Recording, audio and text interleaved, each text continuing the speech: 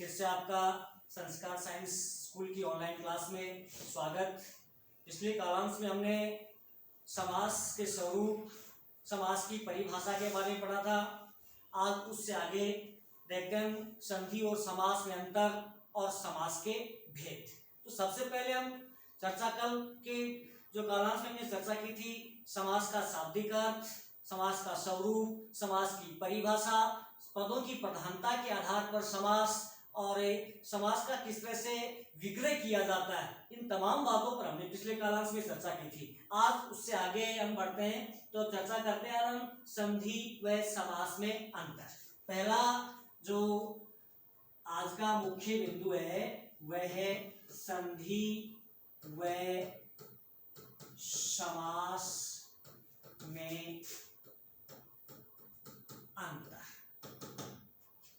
सीधा सीधा हम देखें तो संधि और समास में अंतर क्या होता है कि समास में परस्पर शब्दों का मेल होता है, जबकि संधि में वर्णों का मेल होता है। तो समास और संधि और समास में अंतर की हम बात जानें। समास में परस्पर शब्दों का मेल होता है तथा संधि वर्णों के मेल को कहा जाता है। समास में परस्पर शब्दों का मेल होता है तथा संधि में वर्णों का मेल होता है। जैसे उदाहरण के लिए हम देखें तो समास का कोई भी एक उदाहरण हम लें और उसमें देखें तो जैसे यथा क्रम, यथा क्रम, इसमें यथा और क्रम का परस्पर मेल है और यथा शब्द है, क्रम शब्द है। हालांकि यथा क्या है? अव्यय। क्या है?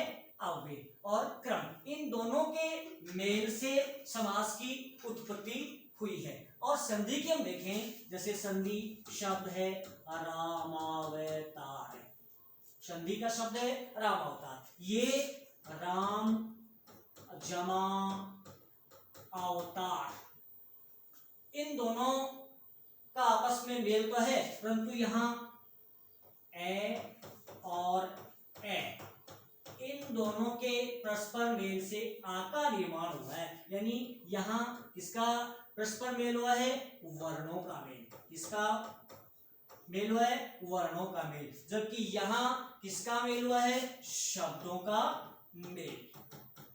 शब्दों का मेल। तो समास शब्दों का मेल है और संधि वर्णों का मेल है। चलो आगे बढ़ते हैं।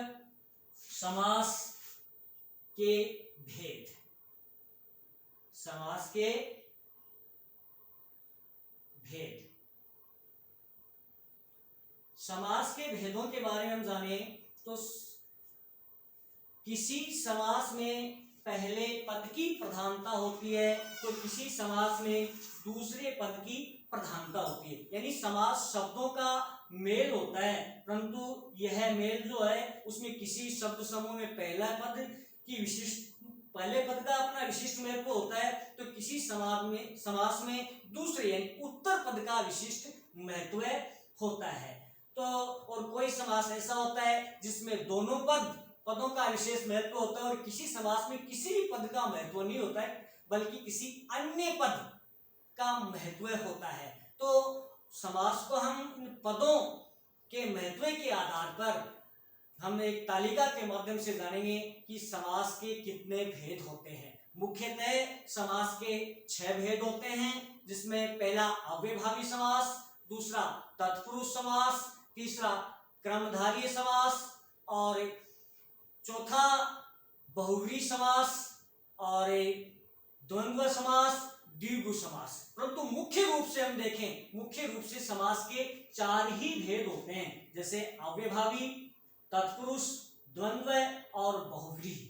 अब जो जो दो समास बच गए वह तत्पुरुष समास के ही उपभेद माने जाते हैं, जिनमें द्विगु समास और कर्मधारय समास जो है वो तत्पुरुष समास के ही उपभेद माने जाते हैं। तो सामान्यतः तो हम देखें तो समास के 6 भेद होते हैं, परंतु पदों की प्रधानता के आधार पर हम देखें तो समास के 4 ही भेद होते हैं। दो जो समास हैं जिसमें कर्मधारय और द्विगु समास वह तत्पुरुष समास के ही उपभेद माने जाते हैं। तो देखते हैं पूर्व पद प्रधान वाले समास कौन से हैं और उत्तर पद या पर पद प्रधान वाले समास कौन से हैं। उभय पद जिसमें दोनों पद प्रधान होते हैं वो समास कौन सा है। इसके अलावा ऐसा समास कौन सा है जिसका कोई अन्य या तीसरा पद ही प्रधान होता है। तो देखते हैं पूर्व पद प्रधान। पूर्व पद प्रधान, पहला पूर्व का मतलब पहला पद जिसका प्रधान होता है उसे हम क्या कहेंगे, पूर्व पद प्रधान समास। तो इस समास के अंतर्गत जिसका पहला पद प्रधान होता है, इस समास के अंतर्गत समास जो आता है वो होता है अविभाव समास। अविभाव समास यानी अव्ययभाव समास में पहला पद प्रधान होता है। पहला पद प्रधान होता है और पहला पद नामपद होता है। इसका क्या विशेषता होती है, पहला पद प्रधान और पहला पद नामपद। पहला पद प्रधान, पहला पद नामपद यानी पूर्व पद प्रधान ऐसा समास जिसका पहला पद प्रधान होता है तो इसके अंतर्गत आएगा अव्ययभावी समास। अव्ययभावी समास का पहला पद प्रधान होता है और पहला पद नामपद होता है। अब बात करें हम पर पद या उत्तर पद जिसकी बात करें, पर या उत्तर पद प्रधान एक समास हो गया अपना। दूसरा देखिए पर या उत्तर पद प्रधान। पर या उत्तर पद प्रधान यानी द्वितीय पद प्रधान, जिस समास का दूसरा पद प्रधान होता है। जिस समास का दूसरा पद प्रधान होता है उस समास में हम देखेंगे तत्पुरुष समास। ऐसा समास कौन सा है जिसका दूसरा पद या परपद प्रधान होता है तो वो आएगा तत्पुरुष समास। ये समास का दूसरा भेद हुआ। पहला अव्ययभावी जिसमें पहला पद प्रधान होता है और दूसरा तत्पुरुष समास। तत्पुरुष समास के 2 उपभेद हैं, उनमें भी दूसरा पद ही प्रधान होता है और वो कौन से हैं। नंबर 1 उपभेद में हम देखें कर्मधारय समास और नंबर 2 द्विगु समास। ये किसका उपभेद होता है, तत्पुरुष समास के ही ये उपभेद होते हैं। तो सामान्यतः हम इसे भी समास के 6 भेदों में काउंट करते हैं, 6 भागों में इन्हें गिनते हैं, कर्मधारय समास और द्विगु समास। तो पूर्व पद प्रधान समास कौन सा हुआ, अव्ययभावी समास जिसका यानी पहला पद प्रधान होता है। दूसरा पर या उत्तर पद प्रधान यानी जिसका द्वितीय पद प्रधान होता है वो तत्पुरुष समास। और इसमें कौन सा आ गया, इसके उपभेद कर्मधारय और द्विगु समास। इसके बाद में बात करें उभय पद प्रधान।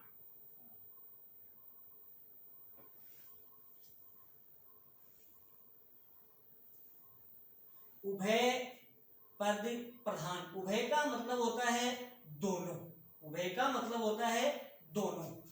तीसरा जो स्थिति है वो है उभय पद प्रधान। उभय का मतलब होता है, देखिए ये 2 शब्द हैं, युग्म शब्द हैं, उभय दोनों। एक होता है अभय, अभय का अर्थ होता है निडर। तो ये क्या है, उभय यानी दोनों पद प्रधान, दोनों पद प्रधान। ऐसा समास जिसके दोनों पद प्रधान होते हैं, तो वो जो समास का भेद होता है वो होता है द्वंद्व समास। यानी द्वंद्व समास के दोनों पद प्रधान होते हैं, द्वंद्व समास के दोनों पद प्रधान होते हैं। इसके बाद में चौथी जो स्थिति आती है वो आती है अन्य पद प्रधान। यानी ऐसा समास जिसका न ही तो पहला पद प्रधान होता है और न ही दूसरा पद प्रधान होता है, न ही दोनों पद प्रधान होते हैं, बल्कि अन्य पद की प्रधानता होती है, अन्य पद की विशिष्टता होती है, उसे हम क्या कहेंगे? बहुव्रीहि समास। वो कौन सा होगा? बहुव्रीहि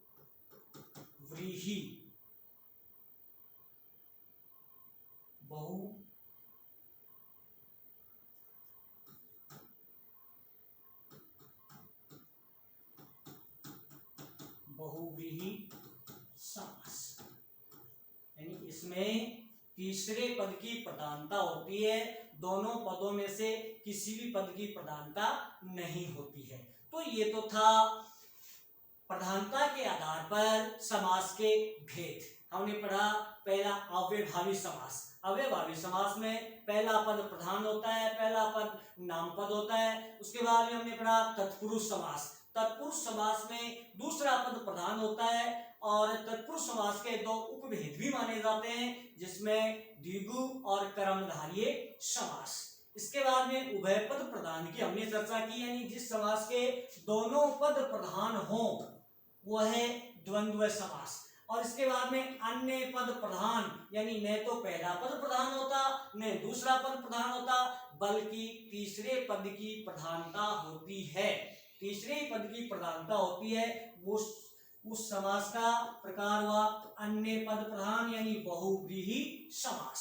अब देखिए हम समास के भेदों को एक बार नामोल्लेख करते हैं। यानी मुख्य रूप से आपको पढ़ना है आपके स्टैंडर्ड के अनुसार कि समास के कितने भेद होते हैं, तो 6 भेद। कितने भेद? 6 भेद, जिसमें पहला अव्ययभावी समास, दूसरा तत्पुरुष, तीसरा द्वंद्व, चौथा द्विगु, पांचवा कर्मधारय और 6 नंबर पर बहुव्रीहि समास। इनको हम एक बार नामोल्लेख करते हैं और उसके बाद में एक एक समास पर हम विस्तार से पढ़ेंगे। देखिए समास के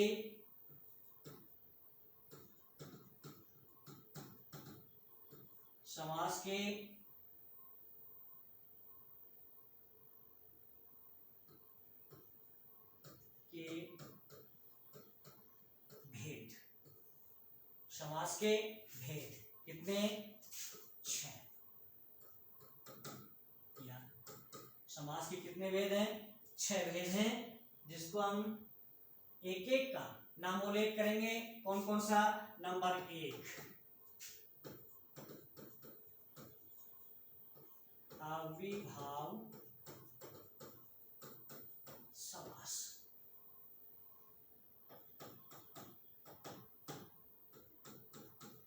तत्पुरुष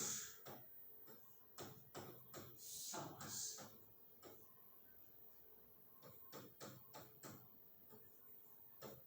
द्विगु समास। नंबर 4 कर्मधारय समास। और नंबर 5 द्वंद्व समास। और लास्ट नंबर 6 बहुव्रीहि समास। समास के 6 भेद, जिसमें नंबर 1 अव्ययभावी समास, तत्पुरुष समास, द्विगु समास, कर्मधारय समास, द्वंद्व समास और बहुव्रीहि समास। अब इसके बाद हमें अगली जो क्लास है उसमें एक एक समास के बारे में विस्तार से पढ़ेंगे। नेक्स्ट क्लास में हम अव्ययभावी समास, उसके उदाहरण, समास विग्रह उनका कैसे किया जाता है और उसमें कौन से पद की प्रधानता होती है, ये तमाम बातें हम नेक्स्ट क्लास में पढ़ेंगे। धन्यवाद।